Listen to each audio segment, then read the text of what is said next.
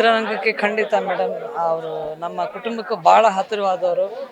ಆ, ಆ, ನಮ್ಮನ್ನೆಲ್ಲ ಸ್ವಂತ ಮಕ್ಕಳ ಥರನೇ ಅವ್ರು ನೋಡ್ತಿದ್ರು, ಸಿಕ್ತಾಗೆಲ್ಲ ಆಶೀರ್ವಾದ ಮಾಡ್ತಿದ್ರು. ಅವರು ಇಲ್ಲ ಅಂತ ನೆನೆಸ್ಕೊಳ್ಳೋದು ನಮಗೆ ಅದು ಊಹೆಗೆ ಮೀರಿದ್ದು, ಭಾಳ ಕಷ್ಟ ಆಗ್ತಾಯಿದೆ. ಈ ಸರೋಜಾ ದೇವಿ ಅಂತ ಹೇಳಿದ ಕೂಡಲೇ ಶಿಸ್ತು ನೆನಪಿಗೆ ಬರುತ್ತೆ. ಸೊ ಏನ್ ಹೇಳ್ತೀರಾ? ಅಷ್ಟು ವರ್ಷದ ಕಾಲ ಒಬ್ಬ ಲೇಡಿ ಸೂಪರ್ ಸ್ಟಾರ್ ಆಗಿ ಅವರು ತಮಿಳು, ಕನ್ನಡ, ಇಡೀ ಸೌತ್ ಇಂಡಿಯನ್ ಇಂಡಸ್ಟ್ರಿನೇ ಆಳ್ದವರು. ಆ ಮಟ್ಟಿಗೆ ಅವ್ರು ಬೆಳೆದ ಅಂತ ಹೇಳಿದ್ರೆ ಅವರ ಶಿಸ್ತೇ ಮುಖ್ಯ ಕಾರಣ ಮೇಡಮ್. ಒಡನಾಟ ಹೇಗೆ? ತುಂಬ ಚೆನ್ನಾಗಿತ್ತು ಮೇಡಮ್. ನಾ ಹೇಳಿದ್ನಲ್ಲ, ನಮ್ಮ ತಾಯಿನೂ ಸ್ವಂತ ಮಗಳಾಗಿ ಅವ್ರು ಕಾಣ್ತಿದ್ರು. ನಾವು ಅವ್ರ ಮನೇಲಿ ಯಾವುದೇ ಕಾರ್ಯಕ್ರಮ ಆದರೂ ನಾವು ಬರ್ತಾಯಿದ್ವಿ. ನಾವು ಚಿಕ್ಕ ವಯಸ್ಸಿಂದನೂ ಅವ್ರನ್ನ ನೋಡಿದ್ದೀನಿ, ಬೆಳೆದು ಅವರ ಆ ಮೊಮ್ಮಕ್ಕಳು ಇಂದು, ಗೌತಮ್ ಎಲ್ಲ ತುಂಬ ಕ್ಲೋಸ್. ಗೌತಮ್ ನಮ್ಮ ಸ್ಕೂಲಲ್ಲೇ ಓದಿದ್ದು. ಆದ್ದರಿಂದ ಚಿಕ್ಕ ವಯಸ್ಸಿಂದನೂ ಒಂದು ಬಾಂಡಿಂಗ್ ಇತ್ತು, ಒಡನಾಟ ತುಂಬ ಚೆನ್ನಾಗಿತ್ತು.